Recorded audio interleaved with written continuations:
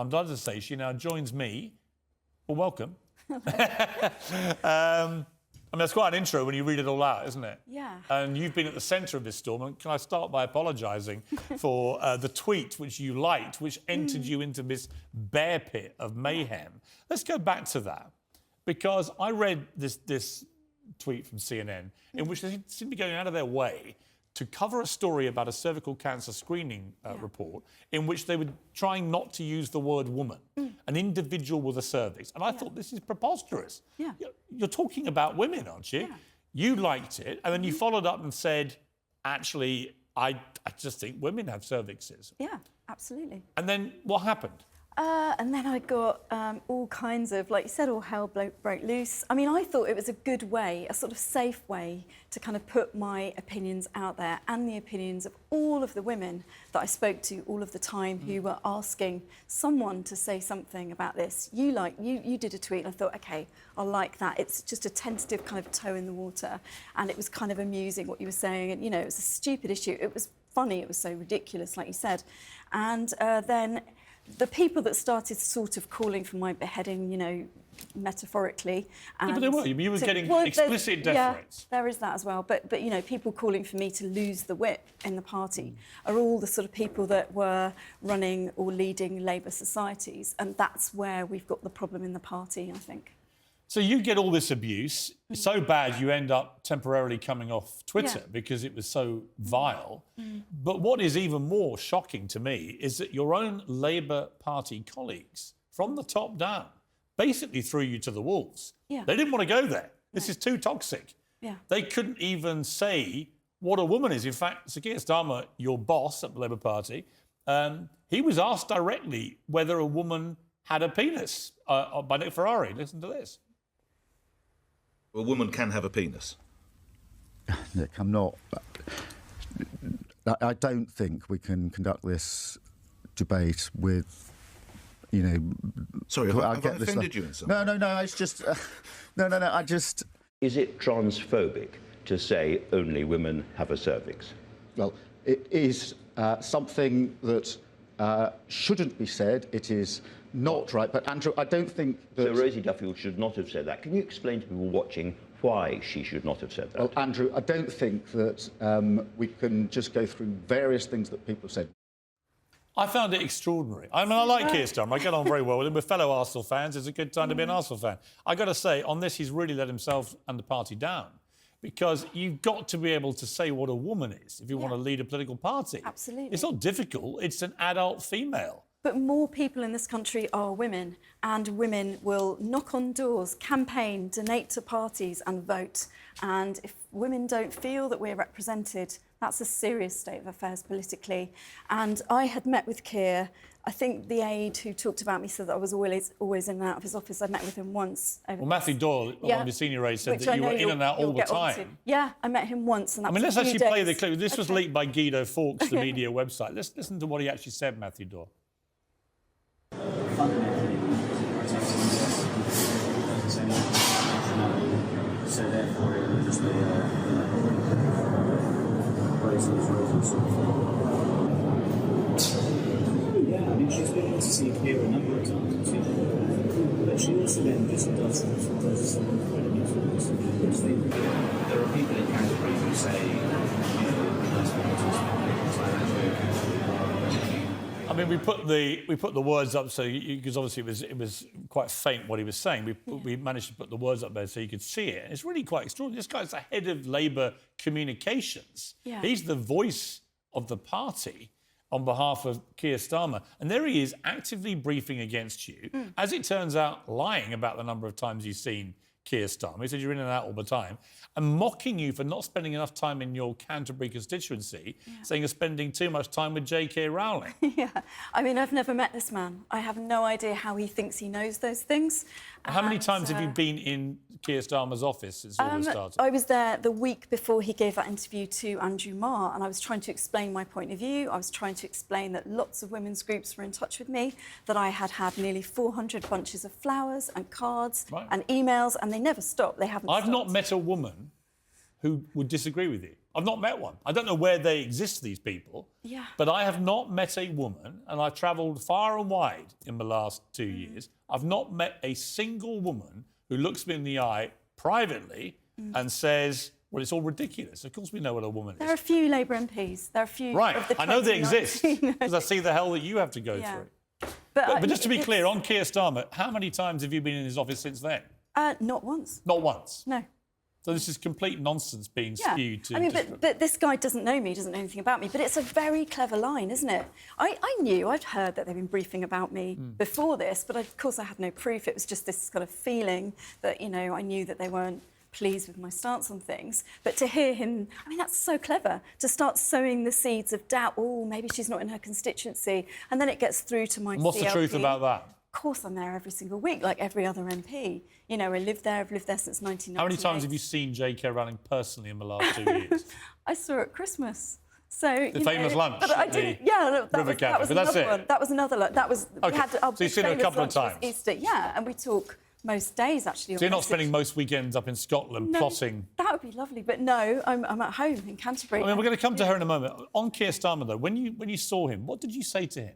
I just explained the situation. I said, I'm so sorry. The story at the time was that I wasn't going to conference because of all the death threats. I was so embarrassed by that story getting out there.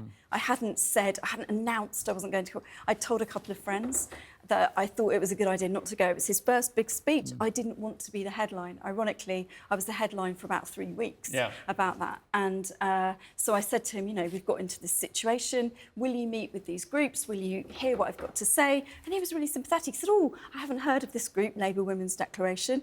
8,000 signatures to say that they want this to be discussed. They want people to talk about it freely. And since then, a couple of conferences have passed and Labour Women's Declaration are not even allowed to have a stall at Labour And then, conference. you know, a few days ago, we see you being openly mocked and jeered by your own side in the Commons for standing up for women's safety. I mean, Ben Bradshaw was one, and who was the other? There was another male Lloyd, MP. Russell Moyle. Right. Yeah. Let's just see a little bit of this. The bill clearly conflicts with the Equality Act and would have repercussions for women across the UK. And given the previous UQ, does he not understand how vitally important this is at the moment? Quite extraordinary. 2 male Labour MPs. Yeah. Lloyd Russell Moyle and Ben Bradshaw, a former minister.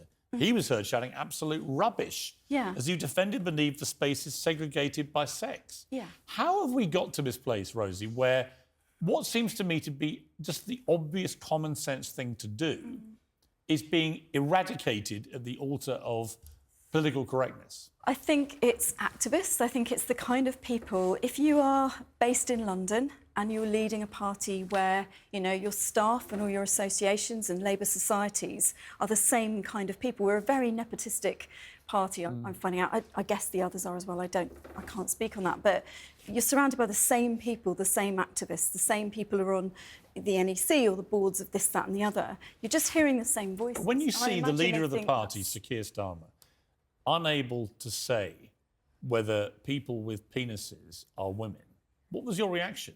I'm speechless, really. I mean, it just seems kind of mad. You know, it's dystopian. I don't know what to make of it. Half the time it sort of seems funny. Half the time it's really scary. I mean, I've had high-profile women. Dame Joan Collins was one, a great friend of mine, who didn't want to say what she thought a woman was anymore because didn't want to get the aggro that would come from answering the question. That's where we've got to, where some of the most glamorous women of all time, like Joan, just feel that they've been cowed by the mob. It's really sad. And they don't want to go into that bear pit that you've gone into. You know how vile it can be. But I have to, because I have hundreds of thousands of women contacting me, and I'm involved in lots of women's groups, and I know how they feel. And I think with a party of working class people and working class women, those are our roots. The kind of people that are likely to be in the kind of prison that you talked about at the start of the show are working class women. That's our job, and I will continue to do that story of the man who raped 2 women, and tonight his ex-wife, or her ex-wife, has now broken her silence and apparently says she thinks he's scamming everybody, is a man just using this as an excuse to get into women's prison. I'm not sure why his rights as a rapist are something we're talking about anyway. Right. You know, that is Absolutely just agree. kind of mad, really. Let's take a short break, Rosie. After the break, I want to talk about your friend JK Rowling, who tweeted this. Rosie Duffield, an ex-assistant teacher, single mother, survivor of domestic abuse, won Labour a seat they thought was unwinnable. Post-Corbyn, she was returned to Parliament with an increased majority. And this is how Labour repays her? Well, back with my special guest, Rosie Duffield, Labour MP. So, Rosie, your friendship with JK Rowling, I mean, you're joined, I guess, by this issue, in a sense, that she was very supportive of you publicly because she could see the hell you were going through. She's gone through similar stuff for expressing similar views of trying to support women's rights to safety and so on. Tell me about JK and your friendship. She's much funnier than you would imagine, very funny. We've got a sort of, everyone has secret WhatsApp groups, we've got a secret DM group on Twitter, we just kind of keep each other going really on a daily basis. People like Julie Bindel and me and... Well, there's a funny picture, actually, because I think you and Julie Bindel, you were with her and you wore a T-shirt with you and JK Rowling as dinosaurs after David Lammy, Labour Shadow Minister, called Turf's Dinosaurs. That was the gift that really kept on giving because, I've been sent dinosaur jewellery, dinosaur chocolate. It's great. The way the Labour Party have responded, it seems to me they're siding with people who are waging an insidious war against women's rights. So what does it say about them, from Sir Keir downwards? I think it is fear. I think all of it is fear. Yeah. I think the fact that we've got so many very senior men, so the chiefs of staff, the general secretary, Keir himself, this head of comms, whatever it is he does, they're all men. They're all men based in London. I don't think that they're listening to people. I don't think they're hearing people. What's your message to Keir Starmer tonight, if he's watching this? I think I'd like him to listen to women's groups. I'd like to know that he's met with those people that are really concerned about and this. should he listen to you? I mean, should he not? That would be nice. If he wants to have a definition of a woman, are you the person he should go to? Could you help him with that? I'm a particular expert in that, but it would be nice to... Well, you know what a woman is because you are one. I thought I did, yeah. It would be nice if we just had a dialogue. He's my colleague and we're there. And one of the pledges he told us when he was signing for leadership was, as someone who'd employed thousands of people, his door was always open. And, it'd be nice if we could just go in and... Have you tried to see him again?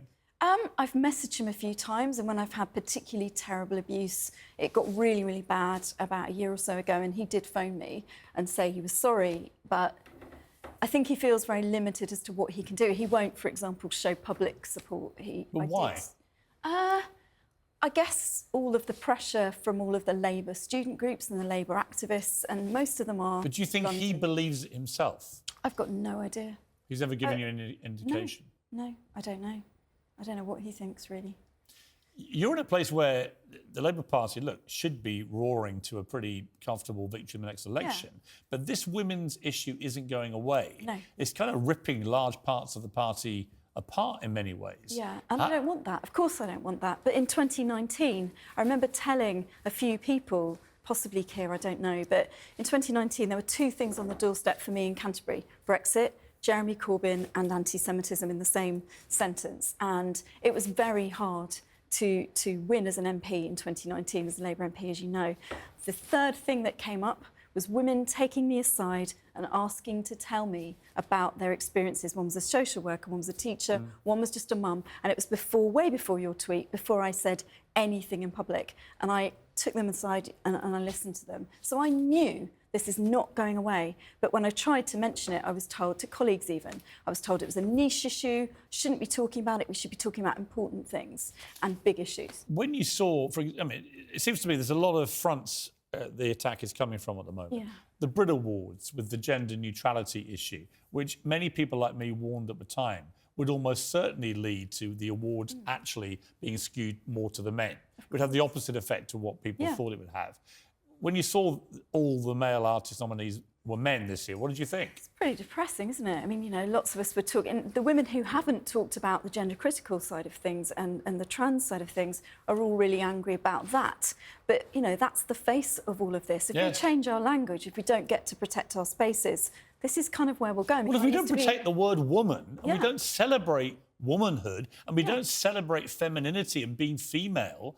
What's wrong with a Best Female Artist category? If the trans lobby group want an award show, have their own category. I don't mind. Sam Smith, who one minute he's a straight guy, next minute he's a gay guy, next minute he wants us to call him they, them because he's non-binary. I don't give a damn what he wants to call himself. I do give a damn when his campaigning means the Brit Awards decides to go gender neutral and the victims are women artists who've now been completely evaporated from his event. Absolutely. So gender neutral usually means without women, or women being excluded. So you've seen those signs on the loos that are tweeted, and there's a disabled sign and a woman's sign and a unisex sign, and then there's another door and it's just got a man sign.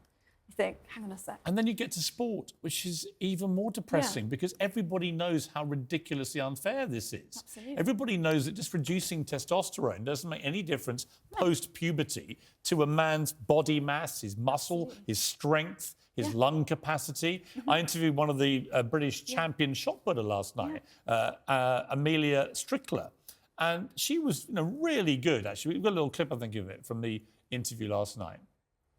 I think we've got a clip of the interview. But she was great because she basically said, look, we're going to end up... I've got it here now.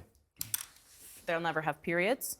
They'll never experience that. It does hinder many female training. It's a real issue, it's a real issue. Even, Dina this summer said, I've had lady issues and she didn't perform well that day. And, it's understandable. I mean, I hadn't even really thought about that aspect of it, but she's so right, is that trans women athletes don't have that issue of a monthly period that they have to deal with as athletes, which can be very debilitating, if not performance-reducing, as we just heard.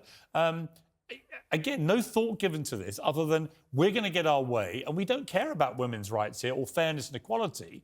In their own stampede for what they see as fairness and equality for their own community, the trans community, they are creating a new unfairness and inequality. Absolutely. My friend Sharon Davis, who I've spent a lot of time talking to about she's been very good on this. She's fantastic, and she feels, I think, I'm not putting words in her mouth, I've been to events where she's spoken, that she missed out on a gold medal, partly because of the doping of some of the Eastern European countries. I think she feels that she's reliving that all over again. We saw it with the New Zealand female weightlifting team, where Laurel Hubbard, who had competed as a man before, now got an Olympic place at the expense of a woman born to a female body. That, to me, is completely unfair. Laurel Hubbard was unsuccessful as a male competitor and then suddenly is an Olympian as a woman. And we've seen it in cycling. Well, there's a cricketer down in Kent, actually, a 6'4" cricketer who was a male cricketer with an average of 17, I think, becomes a female cricketer and suddenly averages 120. Wow. Now, as a cricket fan, I find that utterly ridiculous. Yeah. I mean, it's just not fair. Like you said, it's not a level playing field. But if you say that, you're a transphobe, apparently.